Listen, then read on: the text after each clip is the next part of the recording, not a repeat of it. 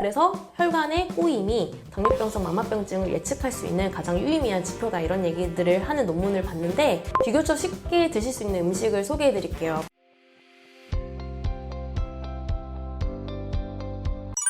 당뇨인 모세혈관 검사를 왜 해야 할까요? 우리가 당뇨가 무서운 거는 합병증 때문이잖아요. 합병증이 발생할까봐 무서워서, 그게 두려워서 사실 혈당을 조절하는 건데, 모세혈관 검사를 하면 합병증을 예측하는 데 도움을 줍니다. 물론 아직 의학적으로 정립된 건 아니지만 여러 논문들을 살펴봤을 때, 특히 망막병증 논문을 예를 들자면 정상인 사람과 당뇨가 있는 사람을 비교를 해봤더니 모세혈관 모양이 크게 달랐다고 해요. 당뇨가 있는 사람의 경우에는 정상인 그룹에 비해서 모세혈관이 꼬여 있거나, 아니면 미세 혈관들이 자꾸 생겼거나, 아니면 신생혈관이 생겨 있거나 미세 출혈이 많았다고 합니다. 특히 망막병증과 관련이 깊은 비정상 혈관이 바로 꼬임이라고 얘기를 하더라고요. 그래서 혈관의 꼬임이 당뇨병성 망막병증을 예측할 수 있는 가장 유의미한 지표다, 이런 얘기들을 하는 논문을 봤는데, 내가 모세혈관을 검사하는 것만으로도 합병증이 올 수 있는지, 합병증이 올 건지 예측을 하는 데 도움이 되고요. 그리고 실제 그 변화들을 모니터링 하는 데에도 도움을 줍니다. 모세혈관 검사, 요거는 조갑주름 현미경 검사라고 해서 피 한 방울 내지 않고 나의 모세혈관을 그냥 현미경으로 관찰하는 겁니다. 굉장히 쉽고요. 요거 보면 내 모세혈관이 어떻게 생겼는지를 알 수가 있는데 90% 정도가 비정상 혈관입니다. 10%밖에 안 돼요. 정상이고 좋은 분들은 10%밖에 되지 않아서 모세혈관 검사, 요거는 조갑주름 현미경 검사이기 때문에 요것도 주기적으로 한번 받아보세요. 모세혈관 손상 시 어떤 증상들이 나타날까요?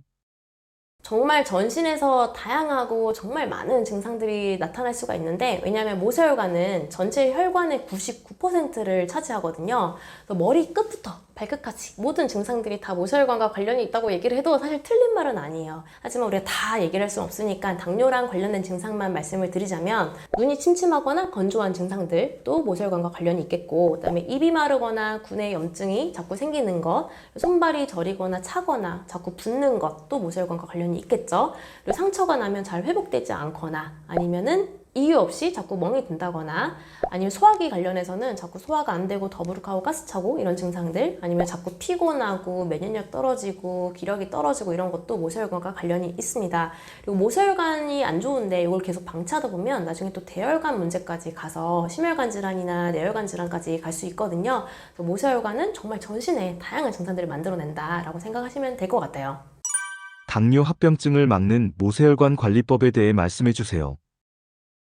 일단 관리를 하려면 알아야겠죠? 그래서 검사는 조갑주름 현미경 검사입니다. 요거는 현미경을 가지고 손톱 아래에 있는 모세혈관을 관찰하는 건데 굉장히 간단합니다. 10초 만에 내 혈관을 볼 수 있어요. 다들 그래서 깜짝 놀라워 하십니다. 진료실에서 수면도 중요하고요, 스트레스 중요하고요, 이렇게 생활 티칭을 하면 네 알겠어요 라고 뜨뜻미지근하게 듣다가 모세혈관 딱 보여드리면 정말 깜짝 놀라워 하세요. 저 모세혈관 이렇게 심각한데 어떻게 해야 되나요? 정말 큰일 났네요, 이런 얘기들 하시거든요. 왜냐면 비정상 모세혈관을 가지고 있는 분들이 90%라서 정말 큰 충격을 받으시는데, 근데 너무 걱정하지 않으셔도 됩니다. 저희가 진료를 해보고 또 관찰을 해보니까 몸이 좋아지면 모세혈관도 같이 개선이 되더라고요. 그런데 이럴 때 가장 중요한 생활 습관은 두 가지입니다. 먼저 맨발 걷기를 하시면 좋은데, 맨발 걷기는 땀과 접지를 하는 거거든요. 땀과 접지를 하면 제타전이라고 하는 점성 지표가 있어요. 혈액 점성 지표가 개선이 되면서 적혈구 응집이 개선이 되고, 그러다 보니까 혈액의 점성이 낮아집니다. 혈액 순환이 빨라지는 거죠.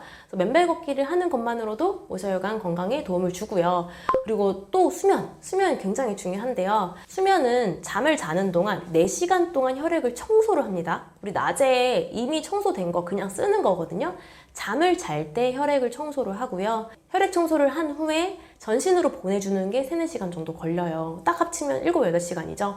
그래서 7, 8시간 얼마나 잠을 푹 자고 충분히 자느냐가 또 혈관 건강에도 도움을 줍니다. 당뇨인의 맨발 걷기, 상처나지는 않을까요? 맨발 걷기가 도움이 되는 건 알겠는데 또 한편으로 걱정도 되실 거예요. 그런데 요새는 지자체에서 맨발 걷기 하라고 만들어 놓은 조성된 공간들이 있어요. 비교적 안전합니다. 그래서 그런 곳에 가셔서 전방 주시하면서 안전한 길에서 맨발 걷기를 하신다고 하면 큰 부담 없이 하실 수 있겠고요. 만약에 나는 집 근처에 그런 데가 없다, 아니면 놀이터에 있는 흙도 괜찮고요, 학교에 있는 운동장도 괜찮습니다. 그런 곳들은 평평하고 좀 비교적 안전하거든요. 그런 곳에서 하시면 좀 하실 수 있을 거예요. 당뇨인 혈관 관리에 가장 좋은 음식은 무엇인가요? 비교적 쉽게 드실 수 있는 음식을 소개해 드릴게요. 바로 식초인데요. 식초는 혈중 콜레스테롤 수치를 낮추고 또 혈당 상승도 완만하게 하고 그리고 인슐린 민감도도 향상시키기 때문에 당뇨인들에게 굉장히 도움이 되는 음식이기도 합니다. 그리고 항산화 효과가 있어서 염증을 줄여서 혈관 건강에도 도움을 주는 음식으로 알려져 있는데요. 식초는 물에다 타서 드실 수도 있고요. 아니면 조리할 때 그냥 식초를 좀 넣어서 조리하셔도 식초를 섭취할 수 있기 때문에 얼마든지 활용이 쉽고요. 물에다 타서 먹겠다 이런 분들은 식전에 드시는 게 혈당도 덜 올려서 좋기는 한데 또 소화기에 부담되는 분들도 많아요. 속이 쓰린다 이런 얘기 하시는데 그런 분들은 식후에 드시거나 아주 연하게 희석을 해서 드시다가 차츰차츰 농도를 올려가는 게 좋겠습니다. 그런데 식초를 고를 때 당류가 적어야 합니다.